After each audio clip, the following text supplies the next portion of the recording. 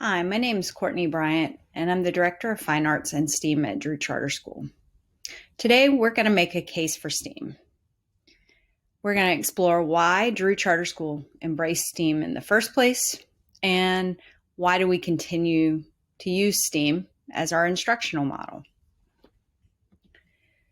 So the case for STEAM, in order to understand it, you have to understand a little bit about Drew. Drew is a charter school. It was the first in Atlanta public school system, and we opened in the year 2000. Admissions here at Drew are based on a lottery, and higher priority is given to students from a lower socioeconomic background. We are pre-K through 12. We're a Title I school. Our focus is the marriage of STEAM and PBL. And we serve the revitalized community of Eastlake here in Atlanta. So we're going to explore the case for STEAM in a couple ways today. We're going to explore specifically the stories of how it got started, as well as what the benefits are to the community. And then we're going to take a look at some data points. So in making the case with stories, I've got 4 different individuals who are going to speak to you today. One is Don Duran, who's our former head of schools. He's going to talk a little bit about the history and why we chose to go this route with STEAM. Next, you're going to hear from Stacy Bradley, who's an elementary teacher who's also on the STEAM cohort. She's going to talk a little bit about what being a STEAM school allows our students to be able to do. Then you're going to hear from Greg Leapart, who's the junior academy principal, who ushered us through the STEAM certification process. And he's going to talk about the journey that we went on to really perfect and hone our STEAM skills. And then finally, you're going to hear from Simone Obleton, who was a member of Drew's first graduating class. She's going to talk about the importance that STEAM has made in her life as a student and going forward in college and her career. So let's get going.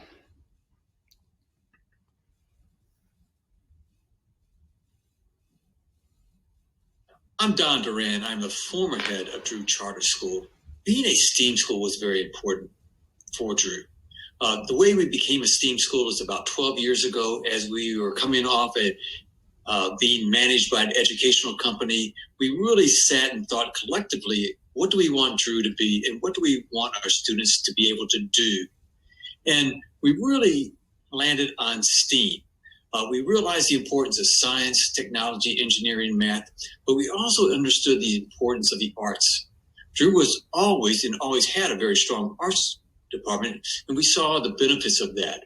We also realized that having an interdisciplinary approach using PBL, putting the A in the STEM, which most people had at that time, 12 years ago, there were not a lot of STEAM schools, that the arts became the sticky part that made all the rest work.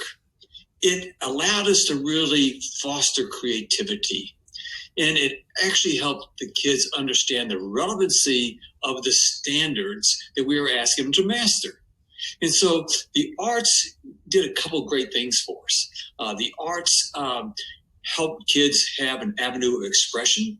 Again, like I'll repeat, it fostered creativity, which we think is really important when we think of where is America going to be successful in the 21st century. And so it allowed our kids to be able to explain and demonstrate through arts and other types of mediums what we are trying to do in a regular STEM environment. So we thought the A was extremely important. This is actually proven out to us as we've seen Drew's standardized test scores actually improve incrementally, consistently over time. And we think this is a combination of having a good focus in the STEM fields, but marrying it interdisciplinary with PBL and the arts. One comment I receive from a lot of people as they walk through our schools, and we are visited by numerous people constantly, is, Don Duran, your students seem really happy. They're really engaged. And I think this is kind of reflects being a STEAM school, being a PBL school. As you kind of look into our classrooms, and I'm talking about pre-K all the way through to high school, you would see that our kids are paying attention, they're engaged, they're excited about the learning.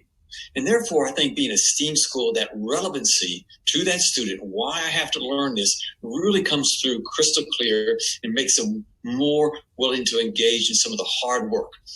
The biggest argument I would give toward having a STEAM school is students actually achieve and learn and retain standards at a higher level, at the bottom line. And you'll see this whether you're looking at MAP, whether you're looking at ITBS, whether you're looking at milestone.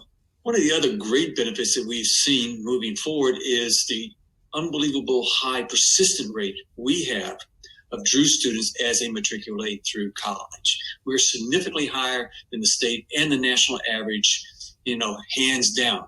So this has helped prepare our kids to not only graduate from high school, but actually be prepared to persist through their post-secondary opportunities. And I think that is the number one reason why you should have a STEAM school. Hello, my name is Stacy Bradley, and I'm the environmental science teacher at the Elementary Academy. I serve students in kindergarten through 5th grade.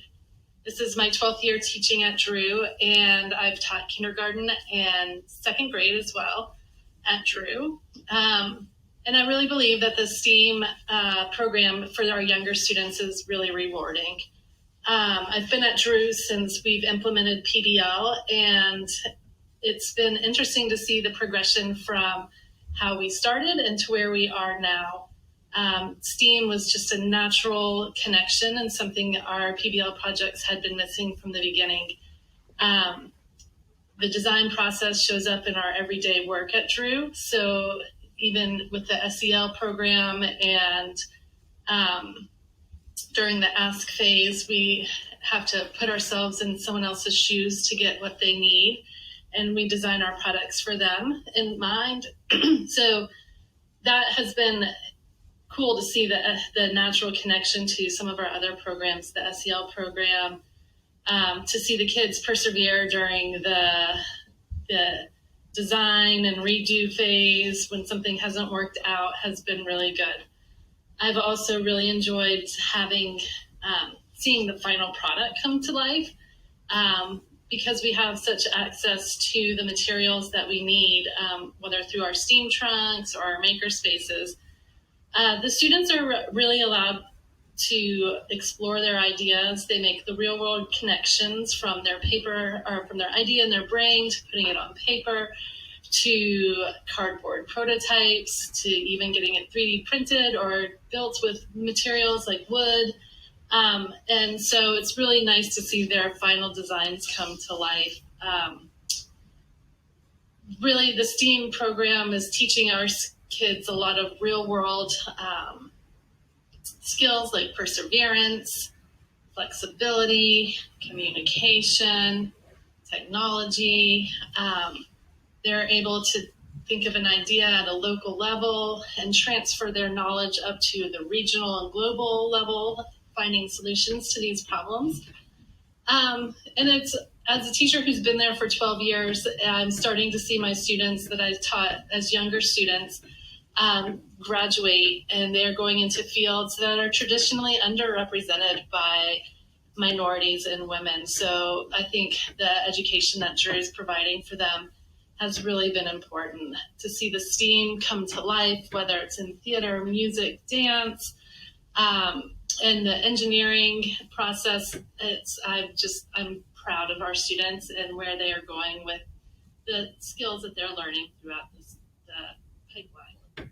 Greetings, everyone. My name is Greg Leapard, and I'm the principal of the Junior Academy of Charles R. Drew Charter School in Atlanta, Georgia. And when I'm reflecting on the ways developing and implementing our STEAM program at Drew Charter School has enhanced our academy, I am reminded of the great jazz musician and philosopher, Dr. Donald L. Byrd, who penned a classic jazz song entitled Places and Spaces. It encapsulates the entire process that we journeyed through to grasp what a model STEAM program should look like and feel like.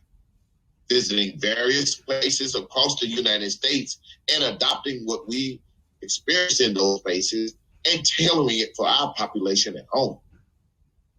Our sojourn began with the notion that we needed to move outside of our small bubble and venture out into the world and see firsthand STEAM in traditional and non-traditional settings, and to begin to mold our program to the benefit of our students and community in which we serve. We traveled to the Rust Belt of Pittsburgh, Pennsylvania, to see an entire city that has been transformed from a traditional steel town to a modern epicenter of technology and science. This is where we first cultivated our understanding of design thinking and how this will be one of the pillars we will build upon. We visited universities, businesses, and community centers that were engaged in this type of critical thinking and came away with the notion that we could make this work in our space at home. Our travels took us to rural Georgia, where we experienced middle school learners that were embarking on project-based learning and integrating it into their STEAM program.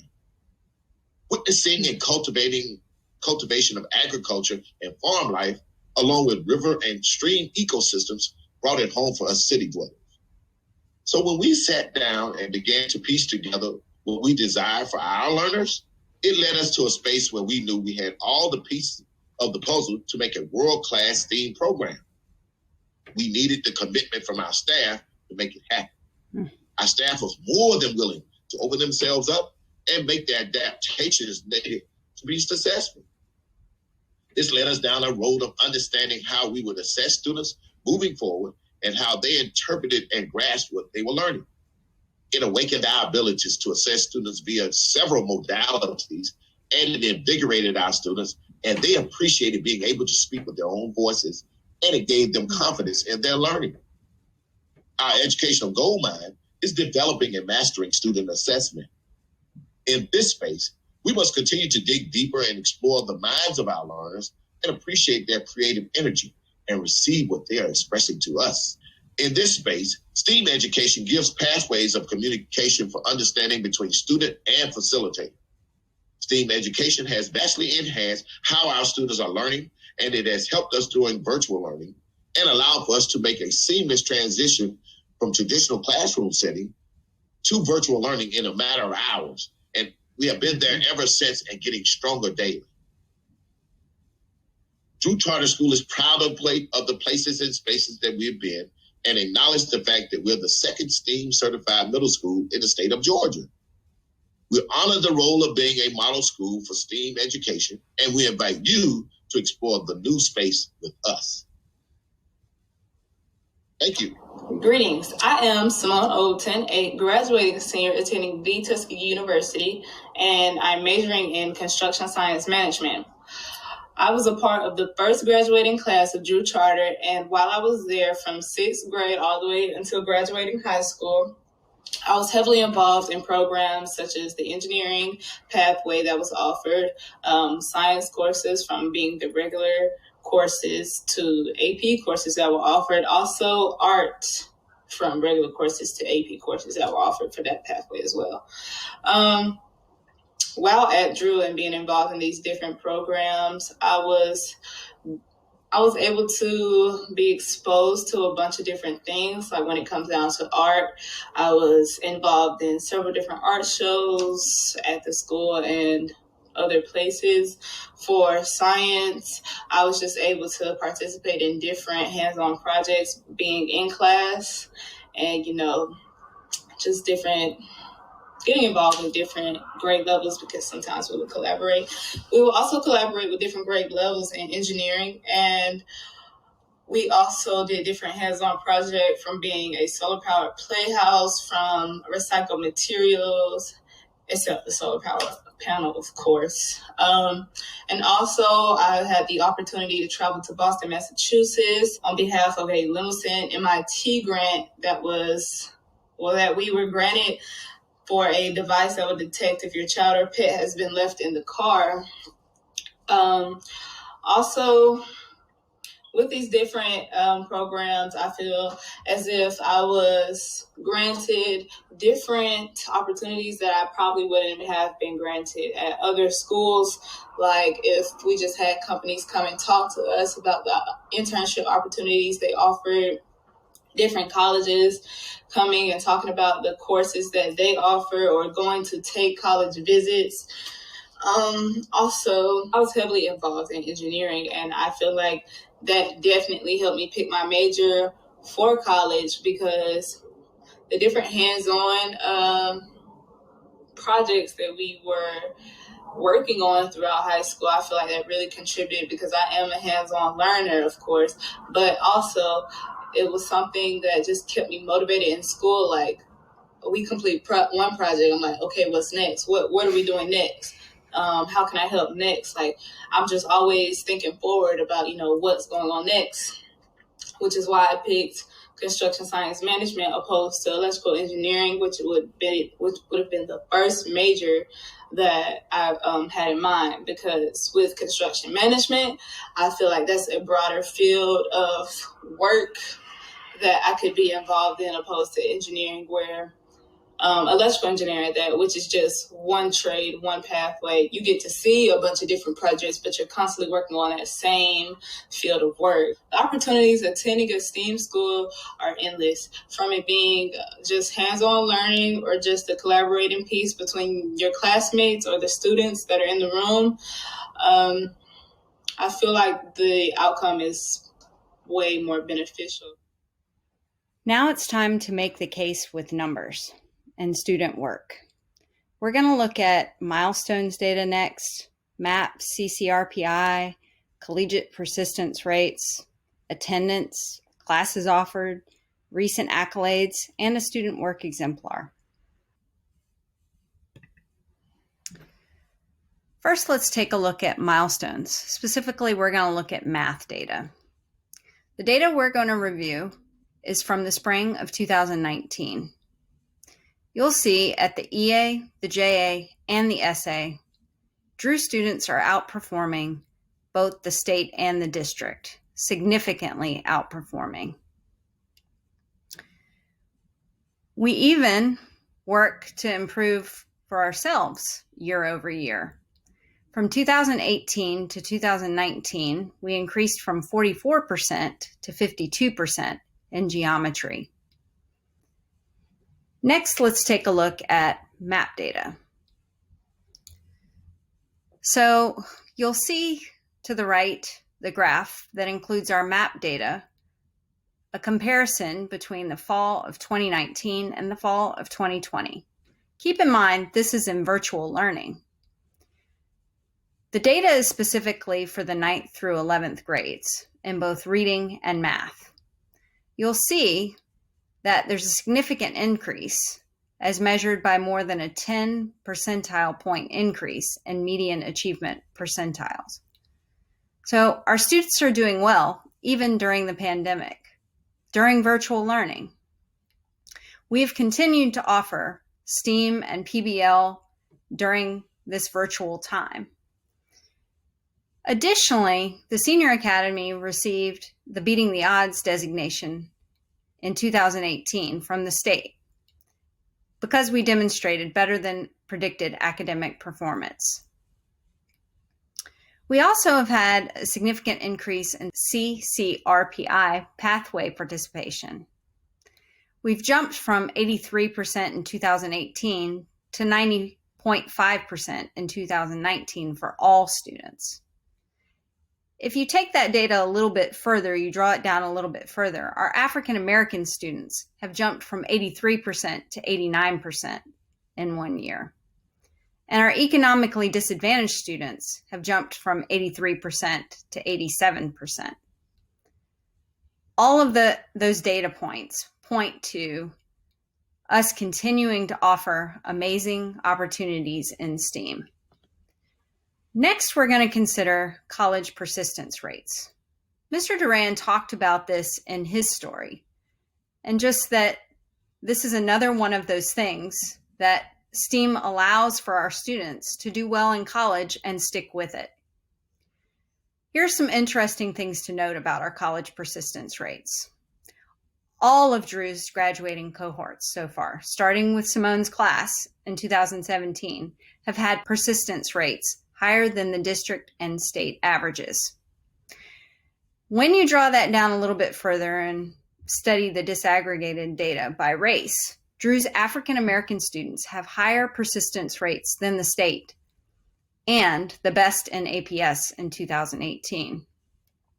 Our 2017 graduates were more likely to persist than any other Atlanta Public Schools student in their second year of college. We're pretty excited about that. The next thing that I'd like to consider is our attendance data.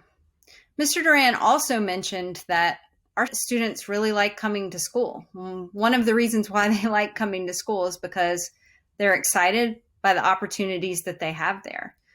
They're energized and engaged with their learning, and STEAM provides that hand-on atmosphere to make students want to come to school. If you look at all three academies, the high, the middle, and the elementary, the attendance rate is significantly higher than the district average. We also have a propensity for developing STEAM confidence, and that comes from gaining experiences in STEAM. Members of our Drew's class of 2021 have taken over 700 engineering, computer science, and arts classes during their enrollment at Drew. Students can choose from over 125 different STEAM-focused offerings, ranging from robotics in kindergarten to engineering applications for our high school students. Our students are gaining powerful skills in CTA pathway courses and in these STEAM courses. Things like coding skills, graphic design skills, collaboration and communication skills that will propel them forward into careers where minorities and women have been traditionally underrepresented. Just recently, this past month, Drew was awarded the 2020 AP Computer Science Principals Female Diversity Award. We were recognized for the number of females in our program. This is an exact example of what I'm talking about.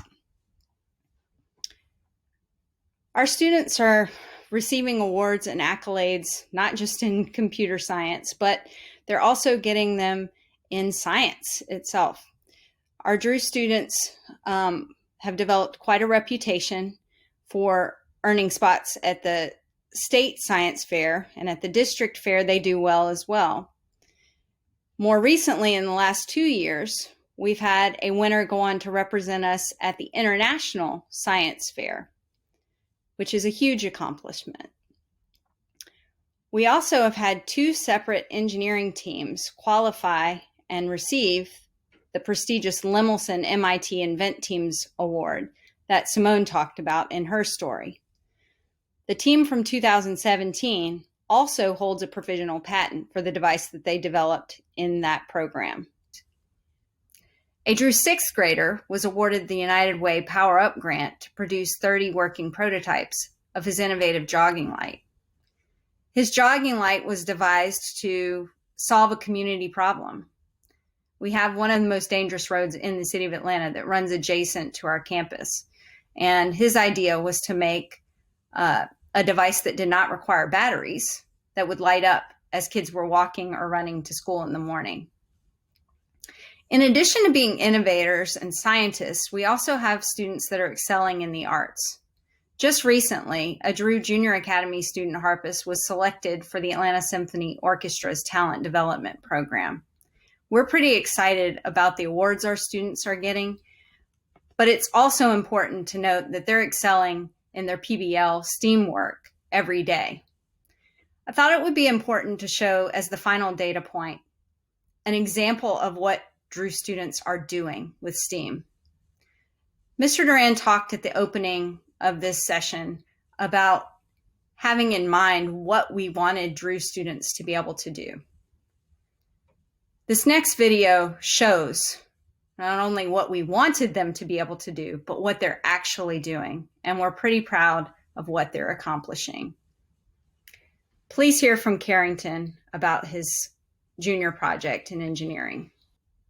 Another project in my 11th grade year was the Children's Museum of Atlanta exhibit. It was designed using all of the design process from brief to final production, as you see here, right here.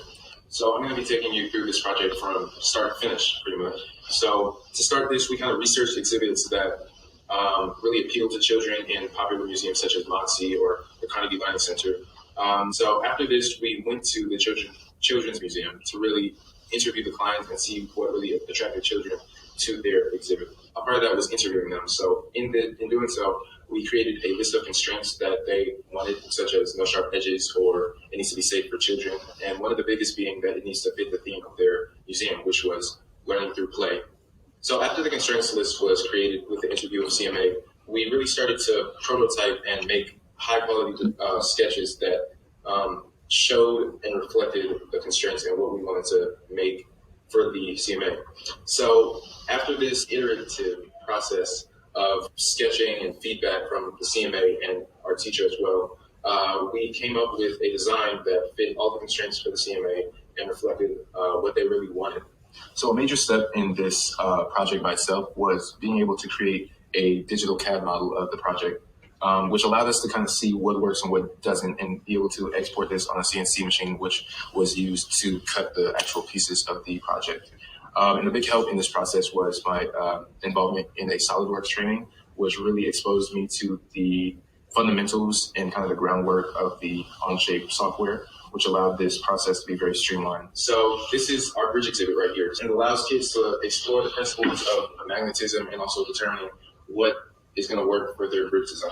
So what kids will do is they'll get a bridge from off this shelf that we created, and they'll put it here, and they can attach a bridge to make it, and they can get a car also designed by us to roll it over the bridge. And that's kind of the fun part about exploring what works and what doesn't. And this was really an iterative process that we carried out over the course of the year.